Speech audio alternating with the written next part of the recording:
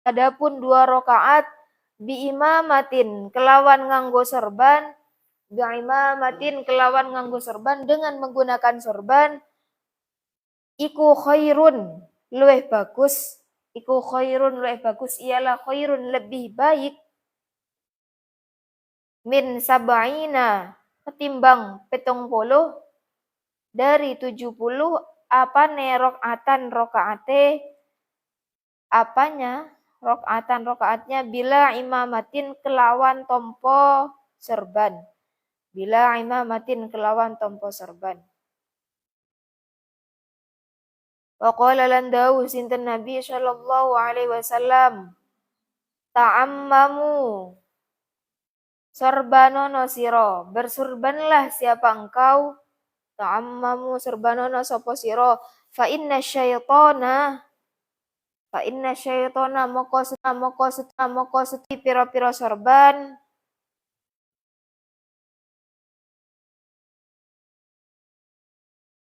iku simal malaikati tondone malaikat. Kusimal malaikati tondone malaikat, tandanya malaikat. Fa arsilu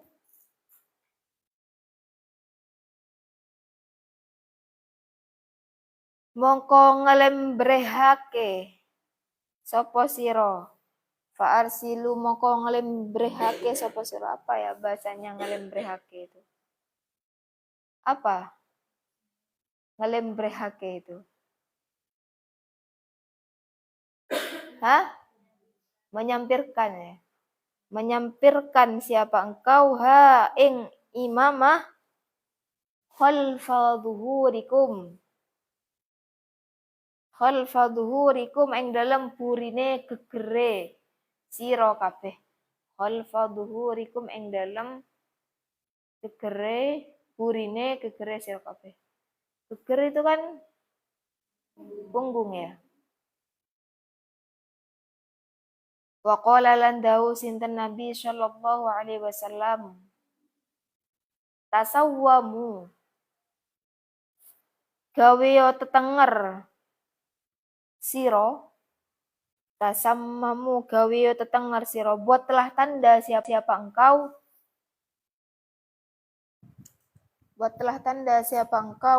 fa innal malaikata karena setuhune malaikat iku qad tasawwamat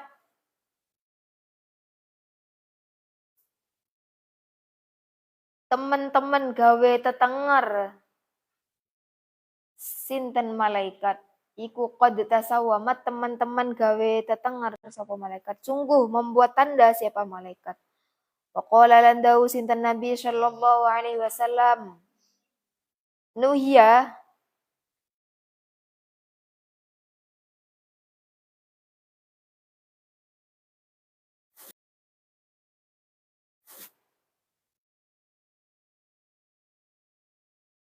dan cegah dilarang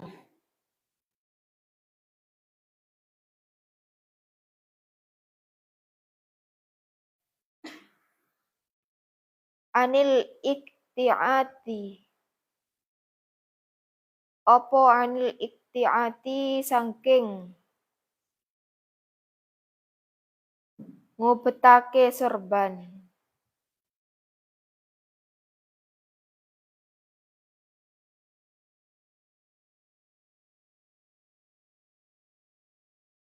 wa umira lan den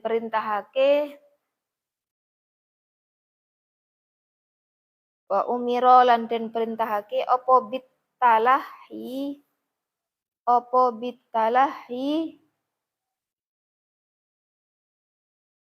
ngobetake ing ngisore jenggot.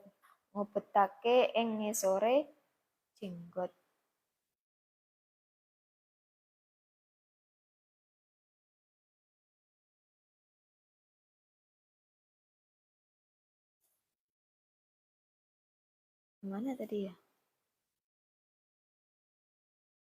Ini ya.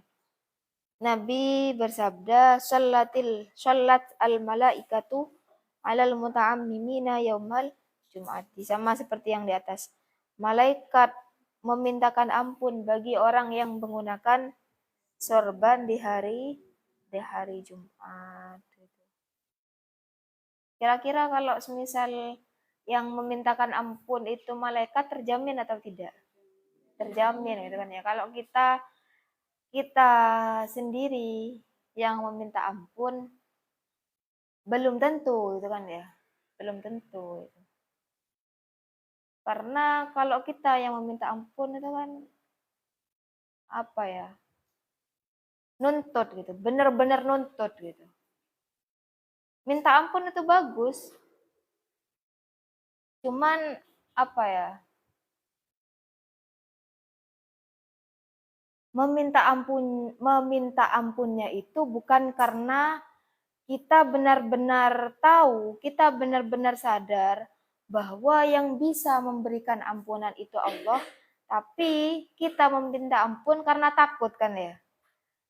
Iya kan ya, takut disiksa itu kan ya. Pada akhirnya kan memang baik gitu secara dohir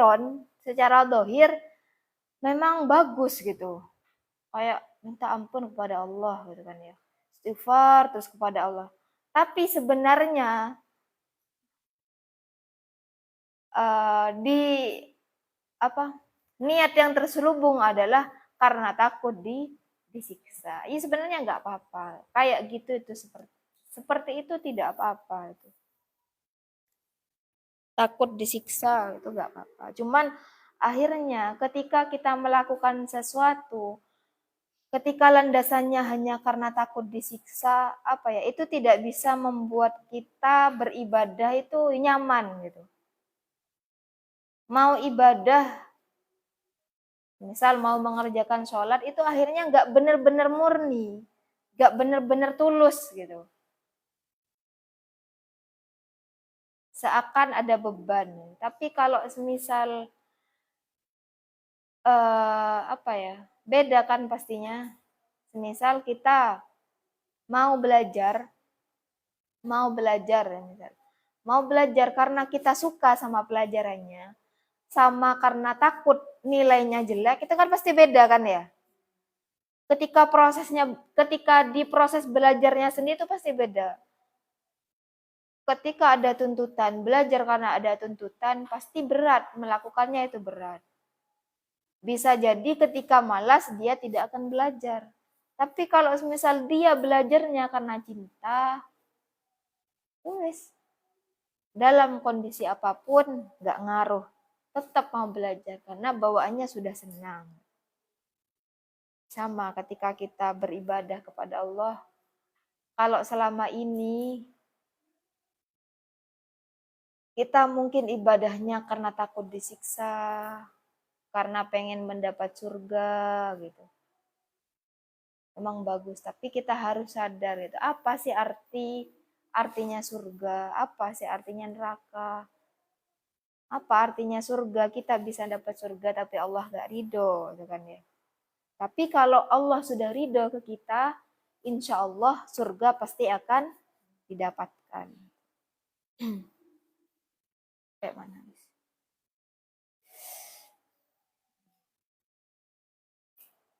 Wa qala sallallahu alaihi wasallam rakaatani bi imamatin khairun min sab'ina rakaatan bila imamatin. 2 rakaat dengan menggunakan sorban itu lebih baik, lebih utama dari 70 rakaat tanpa menggunakan sorban. Kenapa kok akhirnya nilainya bisa berbeda? Ya karena tadi yang memerintahkan, yang mensunahkan untuk menggunakan sorban itu adalah Nabi gitu kan ya. Makanya nilainya di situ beda antara orang yang sholat menggunakan sorban atau tidak. Semisal Nabi tidak memerintahkan, ya gak ada, pasti gak ada bedanya, itu sama saja itu. Kenapa kok di sini terus ada poin lebih, ada nilai plus? Ya karena tadi yang memerintahkan, mensunahkan kita menggunakan sorban adalah Nabi. Hanya bisa berbeda poinnya. Gitu. Ada poin plus.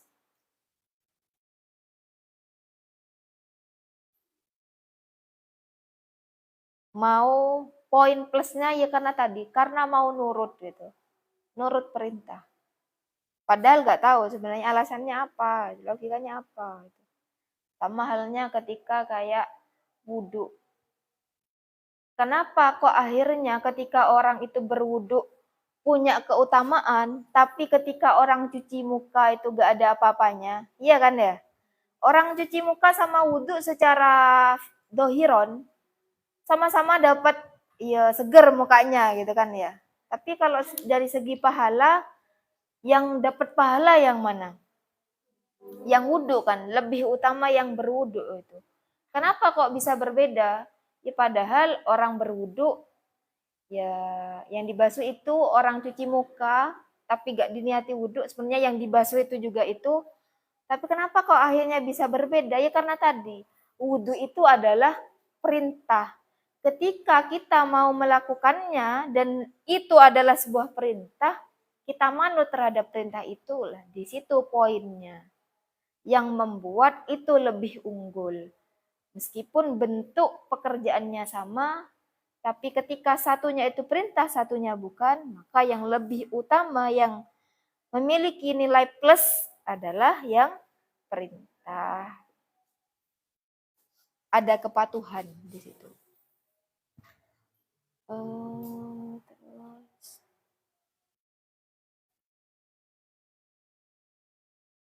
Tapi bukan berarti orang yang sholat tidak menggunakan sorban itu tidak utama ya. Sama-sama utama gitu.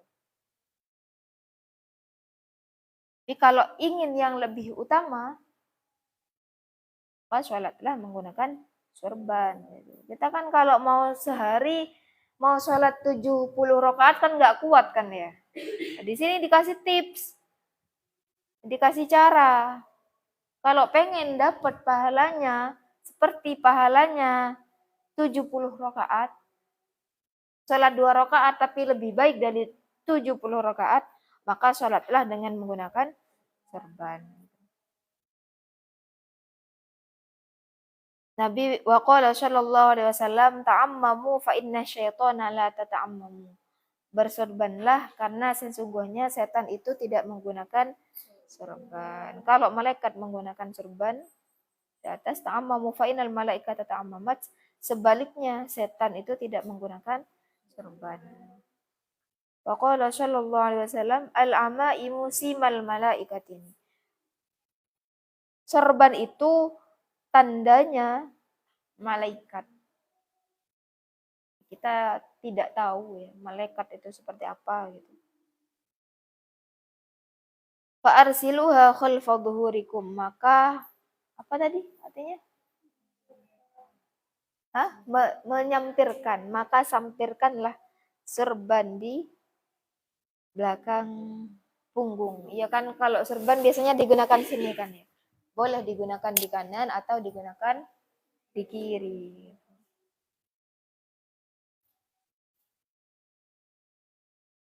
Waqala sallallahu alaihi wasallam tasawwamu fa innal malaikata qad tasawwamat. Gunakanlah sorban, buatlah tanda.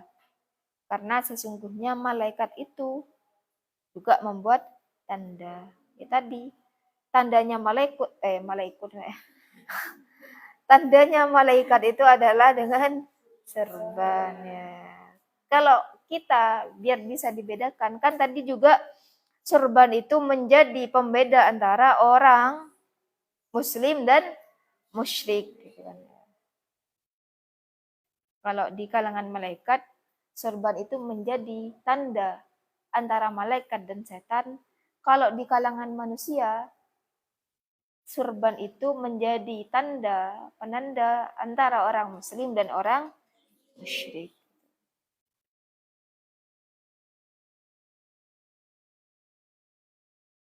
Kalau di kita, di Indonesia, sepertinya enggak ini kan ya. Maksudnya, kalau enggak, ya paling orang pakai sorban kalau mau sholat, kalau mau Jumat gitu kan ya. Artinya yang tadi mengatakan bahwa sorban itu menjadi tanda orang muslim dan tanda musyrik, sebenarnya kalau kita nggak terlalu ini kan, nggak terlalu kelihatan. Tapi nggak tahu kalau di kayak daerah-daerah memang Arab kayak gitu ya. Mungkin di situ akan benar-benar tampak mungkin ketika orang itu menggunakan sorban dan tidak antara orang musyrik dan muslim.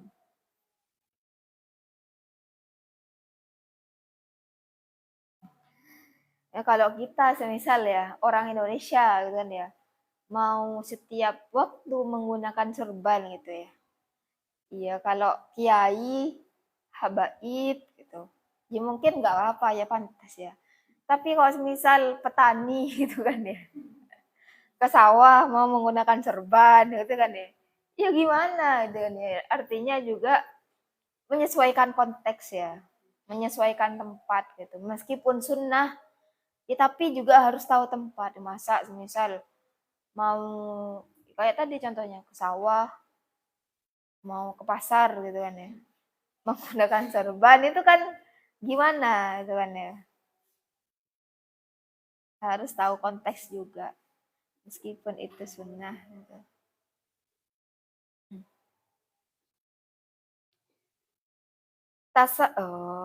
Sudah itu ya. Qala sallallahu alaihi wasallam nuhiya anil ikti'at wa umira bitalahi. Dicegah untuk ngubetake itu apa? Melilitkan ya. Melilitkan ikti'at itu melilitkan surban di kepala, dicegah untuk melilitkan surban di kepala dan diperintahkan untuk melilitkan surban di bawahnya jenggot di sini kan biasanya dibuat gini kan ya. Gini. Sebenarnya menggunakan sorban itu juga ada caranya. Ada caranya menggunakan sorban itu. Kalau ya yang menggunakan di sini ya biasanya cuma ditaruh. Tapi kalau yang ditaruh di kepala ya, di sini kok dicegah ya, dicegah melilitkan sorban di kepala. Tapi biasanya kan kalau ya kayak habaib itu kan kadang ada yang sampai kayak antara habaib satu dengan habaib yang satunya dipakaikan gitu kan ya. Di kepalanya biasanya kan ya. Biasanya. Ya ini kan juga meskipun di sini hadis ya. Ada beberapa mungkin hadis di sini yang doif ya. Tapi tidak apa-apa. Hadis doif itu kalau tujuannya digunakan untuk amal ya. Fadilah gitu. Enggak apa-apa. Meskipun doif.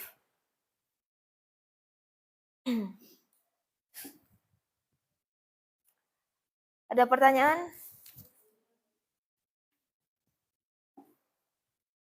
Sudah ya? Senang, senang Pol. Minggu ya kurang berapa hari yang mau pulang? 10 ya? 10. Kan sekarang Selasa, terus minggu depan kan ini ya ujian ya.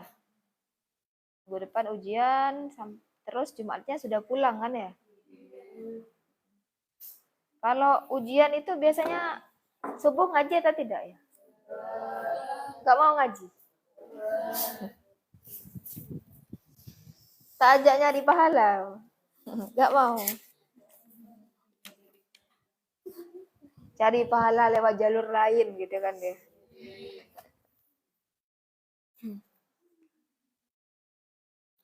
Sudah kita akhiri untuk pertemuan pagi ini. Terima kasih atas perhatiannya. Semoga apa yang kita pelajari menjadi ilmu yang barokah manfaat dan menjadi wasilah untuk mendekatkan ridha Allah. Al-Fatihah.